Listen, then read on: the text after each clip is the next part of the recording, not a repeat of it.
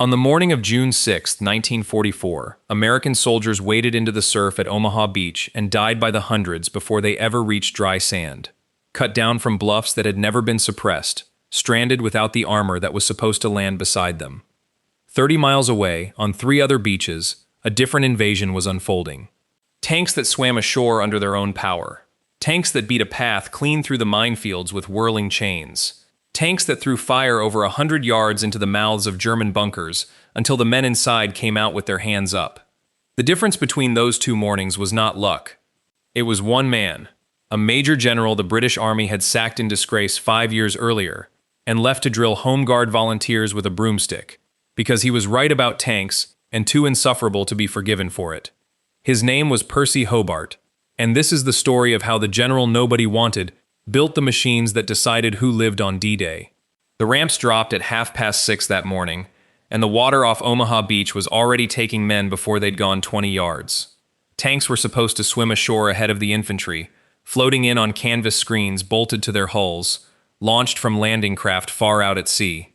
In the swell that morning, most never made it. 27 of 29 duplex drive tanks sent in with the first wave went straight to the bottom of the channel, their crews trapped inside, or swimming for their lives in the cold. So when the ramps came down and the soldiers of the 1st and 29th Infantry Divisions stepped into the surf, there was no armor beside them. Nothing was firing back at the bluffs above, where German machine guns and artillery had a clear, unbroken line down onto the sand. Men fell in the shallows and never reached dry land. Others crawled behind the bodies of the men who had gone in ahead of them, because there was nothing else on that beach to hide behind.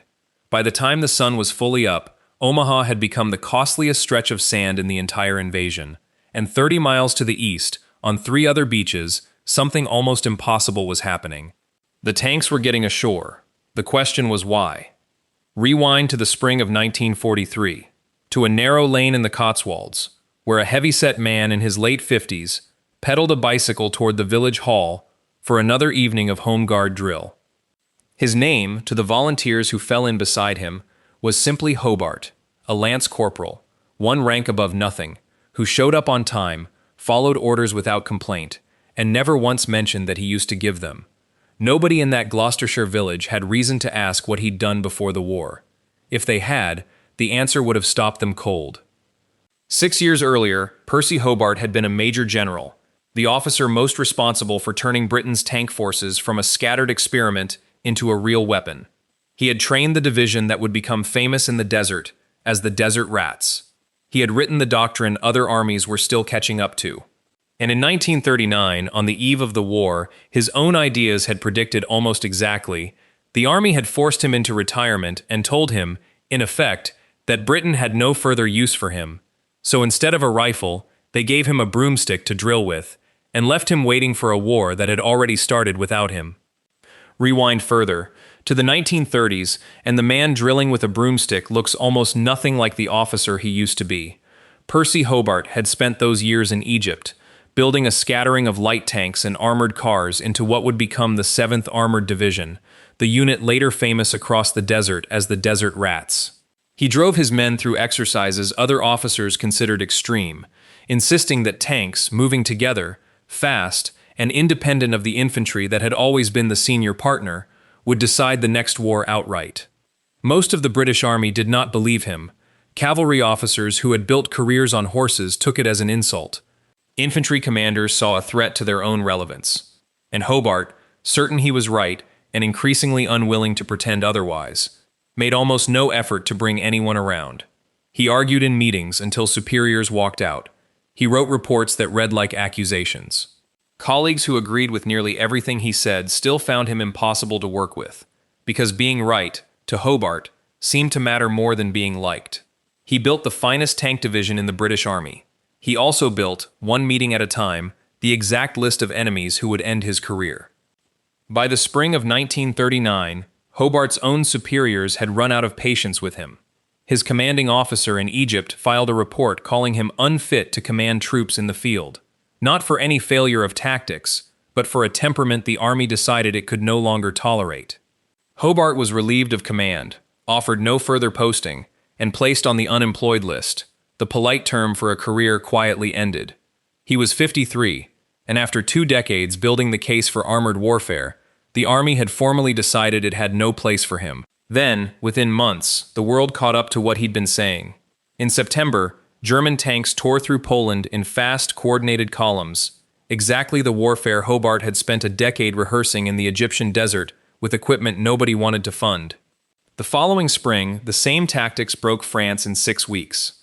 Officers who had signed off on his dismissal were now studying, in real time, the doctrine they had judged him unfit to preach. Nobody reinstated him. Nobody apologized. The army that sacked its best mind on the eve of the war that would prove him right simply left him where it had put him, out, and forgotten, while the tanks he had trained kept fighting without him. It took a journalist to break the silence around him. In 1941, the military historian Basil Liddell Hart published a piece in the Times arguing that Britain was wasting some of its best military brains by leaving men like Hobart to rot in obscurity. Winston Churchill read it. Churchill, already Prime Minister and impatient with an army he thought too cautious, was predisposed to agree. He fired off one of his famous Action This Day memos, demanding to know why a soldier of Hobart's ability was drilling Home Guard volunteers instead of training tanks. Within days, the phone rang in a modest Cotswold house, and the lance corporal who answered it was a major general again. But reinstatement did not mean welcome. The officers who had sacked him in 1939 were largely still in place, and they gave him divisions nobody else wanted, then edged him out again when his abrasiveness resurfaced. Churchill had to intervene a second time to keep his career alive. It was only in 1943, 4 years after his forced retirement, that Hobart was finally handed something worthy of him: command of a new, still unnamed 79th Armored Division, and an assignment stranger than any he'd had before. Not to fight the ordinary way, but to invent an entirely new one. That impossible assignment had a name behind it, and the name was Dieppe. In August 1942, Allied commanders sent nearly 6,000 men, most of them Canadian, across the Channel to raid the French coast and test German coastal defenses. The test failed in the worst possible way. Landing craft dropped troops onto open shingle beaches with no cover, tanks meant to support them got stuck on loose stones their tracks couldn't grip, and German machine guns on the headlands cut down soldiers in the open before most had gone 10 yards. By the time the raid was called off that same morning, more than half the men who had landed were dead, wounded, or taken prisoner. It was a catastrophe, but it also told the Allies exactly what a real invasion would be up against. The Germans read the raid the same way, and spent the next 2 years turning the French coast into the Atlantic Wall. Bunkers, mined beaches, obstacles built to gut landing craft. Guns ranged onto every yard of open sand. Whoever landed there next would be walking into a defense built specifically to repeat Dieppe, at a scale that could lose the war in a single morning. That was the problem Percy Hobart was handed in 1943. Hobart's answer was not one invention but a family of them, each built to cancel one way a man could die on that beach. For the open water before the sand, the DD tank, a Sherman wrapped in a canvas screen and fitted with propellers, swimming ashore under its own power, and dropping the screen to fight the moment its tracks found ground. For the minefields sown across every approach, the Crab, a tank with a rotating drum of chains bolted to its front, thrashing the earth ahead of it, and detonating mines before a man had to. For the concrete bunkers no rifle could touch, the Crocodile, a tank towing a trailer of fuel, throwing flame over 100 yards through a bunker's firing slit until the men inside surrendered. And for the ditches, seawalls, and soft sand that could strand an army before it reached the fighting, the AVRE and its engineer variants, tanks carrying bridges, fascines, and demolition charges instead of guns. None of it looked like a proper tank to the officers who first saw it. Hobart didn't care. He had built a toolkit for a beach that had already killed 6,000 men once, and he intended it not to happen twice. On Gold, Juno, and Sword, the 6th of June looked almost nothing like Omaha. DD tanks that hadn't been launched too far out swam ashore intact, and were fighting alongside the infantry within minutes. Crabs went in ahead of the advancing troops, chains thrashing the sand and clearing lanes through minefields that would otherwise have stopped men cold. Crocodiles worked their way up to bunkers that had shrugged off naval gunfire for hours and put them out of action with a single burst of flame through the firing slit.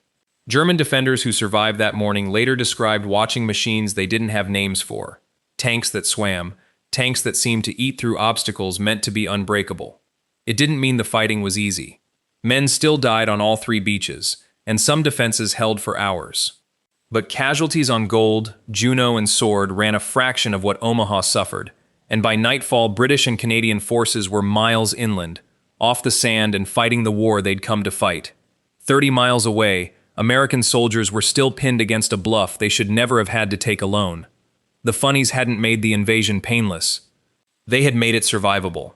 Everywhere Hobart had been allowed to send them. General Omar Bradley's decision not to take most of the Funnies wasn't recklessness.